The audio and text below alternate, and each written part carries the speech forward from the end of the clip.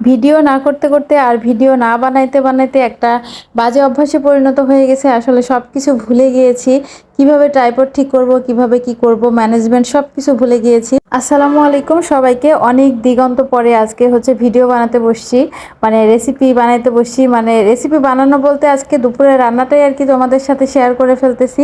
আজকে চিকেন রান্না করছিলাম আমি, আজকে এইভাবে চিকেন রান্না করেছিলাম। আজকে এই চিকেন রান্নাটা আমি একদম ভিন্নভাবে করেছি। যারা আজকে রেসিপিটা দেখবা তারা অবশ্যই ভালো কিছু শিখতে পারবা আশা করি। তো একঘেয়েমি চিকেন রান্না থেকে বের হয়ে আজকে একটু ডিফারেন্টভাবে চিকেন রান্না করে ফেললাম। মাশাআল্লাহ খেতে অনেক বেশি ইয়ামি হয়েছে। আর এই রেসিপিটাই আজকে তোমাদের সাথে শেয়ার করতে আসলাম।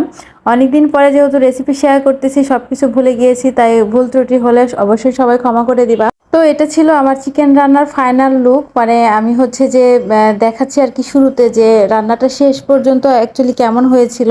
তো একদম ভাজা ভাজা করে ফেলেছি আজকে চিকেনটা, কোনো রকমের ঝোল টোল ছিল না। আর এটার মধ্যে আজকে আমি দিয়েছি হচ্ছে সিক্রেট একটা মশলা, সেটা হচ্ছে যে তান্দুরি মশলা দিয়েছি। তো রেসিপিটা কিভাবে বানালাম সেটা আজকে তোমাদের দেখিয়ে দিই, চলো তাহলে ভিডিওটা দেখে নেওয়া যাক। তো হচ্ছে আমি ফার্স্ট অফ অল একটা ভাঙাচোরা আমার কড়াই নিয়ে নিলাম, আর সেখানে হচ্ছে তেল দিয়ে দিলাম। আর তেলের মধ্যে এখন অ্যাজ ইউজুয়াল যে ধরনের মশলাগুলো থাকে আমরা মাংস ইউজ করি, সেই মশলাগুলো এখন আমি এখানে দিয়ে দিব। তো এখানে ছিল হচ্ছে দারচিনি, এলাচ, তারপরে তোমার লবঙ্গ, তেজপাতা, গোলমরিচ, তারপরে বড় এলাচ, এই সব ধরনের মশলাগুলো আমি এর মধ্যে দিয়ে একটু হালকা ভেজে নিব যেন মশলার ঘ্রাণটা তেলের মধ্যে ছড়ায় যায়। তারপরে দিয়ে দিলাম অনেকগুলো পেঁয়াজ কুচি আর রসুন কোয়া করে রেখে দিয়েছিলাম, মানে কোয়াটা কাটি নাই, আস্ত আস্ত কোয়া। তারপরে আমি এর মধ্যে দিয়ে দিলাম অনেকগুলো পেঁয়াজ আর রসুন একসাথে করে একটু হালকা ব্রাউন করে ভেজে নিব। আর সাধারণত ফার্মের মুরগি রান্না করলে আমরা একটু পেঁয়াজ মশলা টশলা বেশি দিয়ে থাকি, কারণ এই মুরগিটার আলাদা একটা ঘ্রাণ পাওয়া যায়, যে ঘ্রাণটা আসলে ভালো না, মানে খেতে ভালো লাগে না।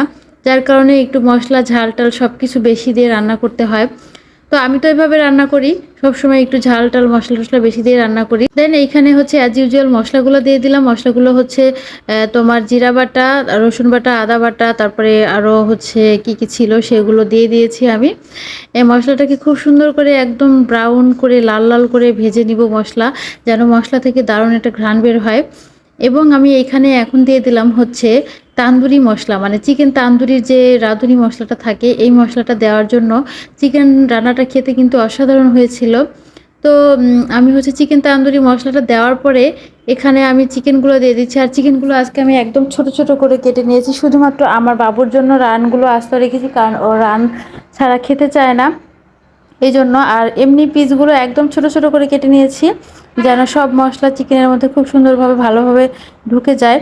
আর এই ফার্মের চিকেনগুলো রান্না করলে আমি সাধারণত একটু ছোট করেই কেটে নেই, কারণ বড় পিসের মধ্যে কিছু ঢুকতে চায় না, ভালো লাগে না। আর এই তো রান্না করতেছি আর কি, রান্না হচ্ছে সব কিছু দিয়ে সুন্দর করে কষায় নিলাম। আর আজকে রান্নার মধ্যে আমি কিন্তু কোনো পানি ইউজ করে নাই, জাস্ট মাংস থেকে যে পানিটা বের হবে সেটা দিয়েই সুন্দর রান্না হয়ে যাবে। ট্রাস্ট মি, এভাবে চিকেন রান্না করলে কিন্তু সেকেন্ড টাইম তোমরা আবার এভাবে রান্না করতে চাইবে। তো রেসিপিটা কেমন লাগলো অবশ্যই তোমরা কমেন্ট করে জানাবা। আর আজকে এই পর্যন্ত, সবাই অনেক বেশি ভালো থাকবো, সুস্থ থাকবো। Thanks for watching my video. আল্লাহ হাফেজ।